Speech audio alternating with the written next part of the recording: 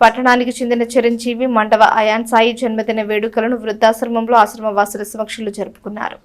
పట్టణ బుర్రిపాలెం రోడ్డులోని శ్రీ మహాత్మ సేవాశాంతి ఆశ్రమంలో ఆదివారం చిరంజీవి మండవ అయాన్ సాయి జన్మదిన వేడుకలను జరుపుకున్నారు.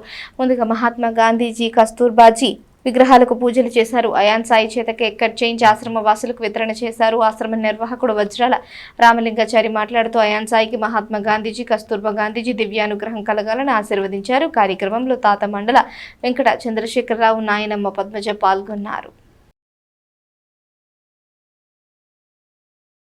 చిరంజీవి మండవ అయాన్ సాయి మొదటి పుట్టినరోజు గాంధీ ఆశ్రమం జరుపుకుంటున్నాడు. చాలా సంతోషం.